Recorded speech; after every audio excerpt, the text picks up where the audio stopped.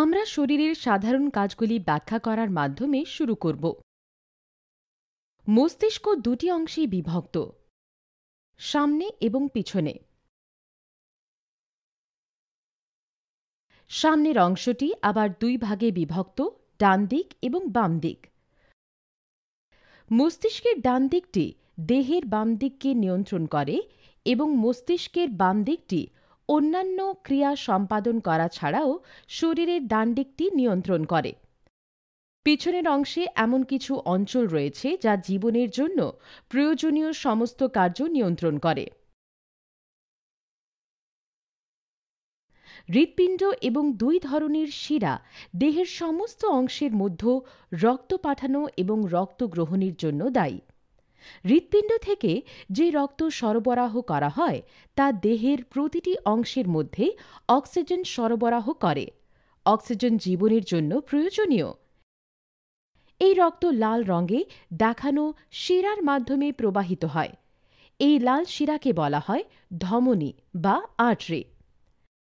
দুটি লাল আর্টারিজ বা ধমনী রয়েছে ডান দিকে রক্ত সরবরাহ করে। ইসিএ বা এক্সটার্নাল ক্যারোটিড আর্টারি মস্তিষ্কের আবরণে রক্তের সরবরাহ করে এবং আইসিএ বা ইন্টারনাল ক্যারোটিড আর্টারি মস্তিষ্কের ভেতরে রক্ত সরবরাহ করে।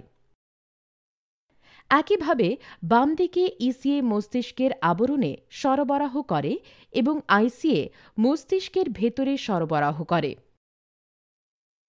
মস্তিষ্কের পেছনের অংশটিতে ব্যাসিলার আর্টারি সরবরাহ করে, যা দুটি আর্টারিজ বা ধমনীর দ্বারা গঠিত, যাকে ভার্টিব্রাল আর্টারিজ বলা হয়, যা একসাথে জুড়ে যায়। রক্তের মধ্যে থাকা অক্সিজেন শরীরের বিভিন্ন অংশের দ্বারা ব্যবহৃত হওয়ার পরে তা হৃৎপিণ্ডে আবার ফেরানো হয় নীল রঙে দেখানো রক্তনালীর মাধ্যমে।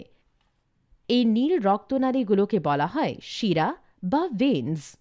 এটা জেনে রাখা গুরুত্বপূর্ণ যে সাধারণভাবে লাল ধমনী বা আর্টারিজ এবং নীল শিরা বা ভেনস কখনোই পরস্পরের সঙ্গে সংযুক্ত থাকে না। আমরা এখন রোগী যে সমস্যার মধ্যে রয়েছে তা ব্যাখ্যা করব। কিছু রোগের ক্ষেত্রে লাল আর্টারিজ বা ধমনী এবং নীল ভেনস বা শিরা এর মধ্যে একটি অস্বাভাবিক সংযোগ হতে পারে। অজানা কারণে এই সংযোগগুলি ফুলে যায় এবং বড় হয়ে যায়। এটা স্বাভাবিক নয়। ডাক্তাররা এই সমস্যাটির নাম দিয়েছেন আর্টেরিওভেনাস ম্যালফর্মেশন বা এভিএম। এভিএম একটি জটিল গিঁট। এটা মস্তিষ্কের যে কোনো জায়গায় অবস্থিত হতে পারে। এভিএম তিনটি অংশে বিভক্ত। প্রথমটি হল লাল আর্টারি, যার থেকে রক্ত এসে পৌঁছায়। দ্বিতীয়টি হল জট পাকানো স্তূপ বা রক্তপ্রবাহী নালীর স্তূপ, যাকে নাইডাস বলা হয়। তৃতীয়টি হল নীল ভেন, যা রক্তকে বাইরে বের করে দেয়।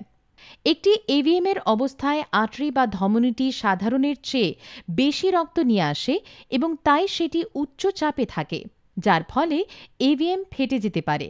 ফলস্বরূপ মস্তিষ্কে রক্তক্ষরণ হয়। যদি একটি এভিএম ফেটে যায় এবং মস্তিষ্কে রক্ত জমাট বাঁধার কারণ হয়, তবে এটির যত দ্রুত সম্ভব চিকিৎসা করা উচিত। এটি গুরুত্বপূর্ণ কারণ একবার যখন এভিএম ফেটে গেলে সেটি আবার ফেটে যাওয়া সম্ভাবনা বেশি থাকে এবং এটি রোগীর জীবনের ঝুঁকি বাড়িয়ে তোলে। এভিএমটি পুনরায় কখন ফেটে যাবে তার পূর্বাভাস আমরা দিতে পারি না। এটি পরের কয়েক দিন, মাস বা কয়েক বছরের মধ্যে হতে পারে। রোগী নিম্নলিখিত লক্ষণগুলি অনুভব করতে পারেন: মাথা ব্যথা, খিঁচুনি বা সিজার, জ্ঞান হারানো। 3 ধরনের পরীক্ষা বা টেস্ট করা যায় এই রোগের অবস্থা পরীক্ষা করার জন্য। সমস্যাটির কারণ খুঁজে বের করার জন্য একটি সিটি স্ক্যান হল প্রথম পরীক্ষা। যদি একটি রক্তের জমাট বেঁধে থাকে, তবে একটি সিটি স্ক্যান তার স্থান খুঁজে বের করতে সাহায্য করতে পারে। এছাড়াও এটি অন্যান্য বৈশিষ্ট্যগুলো দেখাতে পারে যা নির্ণয়ে সহায়তা করে। একটি এমআরআই স্ক্যান অবিলম্বে প্রয়োজন হতে পারে বা নাও হতে পারে। যদি একটি এভিএম এর সন্দেহ করা হয়, তবে একটি এনজিওগ্রাম টেস্ট করা হয়, যাতে সেই আর্টারিজ আর ধমনীগুলি শনাক্ত করা যায় যা নাইডাসে রক্ত সরবরাহ করে এবং ভেনস আর শিরাগুলি যা নাইডাসে নিকাশি প্রদান করে। এনজিওগ্রামের টেস্টের জন্য সাধারণত ডান পায়ের আর্টারি বা ধমনীতে একটি সূঁচ ঢোকানো হয়। এর মাধ্যমে একটি ক্যাথেটার টিউব মস্তিষ্কে না পৌঁছে যাওয়া পর্যন্ত শরীরের ধমনীতে প্রবেশ করা হয়। তারপর কন্ট্রাস্ট নামক তরল পদার্থটি ক্যাথেটার টিউব দিয়ে মস্তিষ্কে প্রবেশ করানো হয়। এই এনজিওগ্রাম পরীক্ষার দ্বারা মস্তিষ্কের রক্তনালীগুলি দেখা সম্ভব হয়। তারপরে ডিএসএ রুমের মধ্যে ছবি তোলা হয়। এই ছবিগুলি অবস্থাটির বিবরণ প্রদর্শন করে। আমরা এখন যে ট্রিটমেন্ট অপশনগুলো রয়েছে তা আলোচনা করব। আমাদের বিভাগে আমরা এক ধরনের চিকিৎসা করি যা রক্তনালীর মধ্যে সঞ্চালিত হয়। এই ধরনের ট্রিটমেন্টকে বলা হয় এম্বোলাইজেশন। এটি করার জন্য আমরা রোগীর মেরুদণ্ড খুলি না। এম্বোলাইজেশন ওষুধ বা সিনথেটিক বস্তু একটি ক্যাথেটার টিউবের মাধ্যমে একটি রক্তনালীতে প্রবেশ করায়, যাতে অস্বাভাবিক এলাকায় রক্ত প্রবাহ বন্ধ হয়। এই চিকিৎসাটি এনজিওগ্রাম টেস্টের মতো একই পদ্ধতিতে করা হয়। আমরা আরেকটি ক্যাথেটার টিউব প্রবেশ করব আর্টারিজের মাধ্যমে মস্তিষ্ক পর্যন্ত। একবার ক্যাথেটার টিউবটি এভিএমে পৌঁছে গেলে আমরা সেটি বন্ধ করার জন্য ওষুধ প্রদান করব। এভিএম একটি সেশনে সম্পূর্ণরূপে বন্ধ করা সম্ভব নাও হতে পারে। যদি এটি একটি সেশনে না ঘটে তবে রোগীটি আবার প্রক্রিয়াটির অন্তর্ভুক্ত হতে পারে। কিছু ক্ষেত্রে এভিএম বড় হয়ে থাকে এবং শুধু এম্বোলাইজেশনের মাধ্যমে সম্পূর্ণরূপে নিরাময় করা যায় না। এই ক্ষেত্রে রোগীকে এম্বোলাইজেশনের পরে আরেকটি চিকিৎসার মাধ্যমে যেতে হবে। সেই কারণে দুটো বিকল্প রয়েছে এবং বিভিন্ন ক্ষেত্রে বিভিন্ন সিদ্ধান্ত গ্রহণ করতে হয়। প্রথম পদ্ধতিটি হল গ্যামা নাইফ ট্রিটমেন্ট, যেটি হল এক রকমের রেডিয়েশন থেরাপি। দ্বিতীয় বিকল্পটি হল অস্ত্রোপচার বা সার্জারি। এই চিকিৎসার সাথে কিছু ঝুঁকি জড়িত রয়েছে। পায়ের আর্টারি বা ধমনীতে পাংচার হওয়া স্থানে একটি ছোট জমাট বাঁধতে পারে। মস্তিষ্কের কোনো আর্টারি বা ধমনীতে আঘাত লাগতে পারে যখন ক্যাথেটার টিউবস ঢোকানো হয়। এম্বোলাইজেশনের দরুন এভিএম আবার ফেটে যেতে পারে। এটি ঘটলে রোগীর অবস্থা আরও খারাপ হতে পারে, কারণ ফেটে যাওয়ার ফলে মস্তিষ্কে রক্তের জমাট বাঁধার কারণ হয়।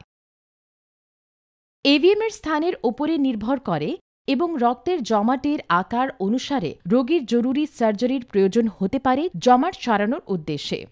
ফলস্বরূপ রোগীর হাসপাতালে বা আইসিইউতে থাকার সময় বেড়ে যাবে। এছাড়াও তাদের মস্তিষ্ক এবং শরীরে কিছু নতুন সমস্যা হতে পারে, যার থেকে পুনরুদ্ধার হতে সময় লাগতে পারে। নিমহান্সে আমরা এভিএমসের চিকিৎসা করতে অভিজ্ঞ। যদিও বা এভিএম একটি জটিল অবস্থা এবং তাই জটিলতা সৃষ্টি হওয়ার সম্ভাবনা উচ্চ থাকে। একটি জটিল এভিএমের জন্য চিকিৎসাধীন রোগীর জীবনের প্রতি একটি ছোট্ট ঝুঁকি রয়েছে। আমরা আশা করি যে এই উপস্থাপনটি আপনাকে রোগীর অবস্থা এবং এর চিকিৎসা বুঝতে সহায়তা করেছে।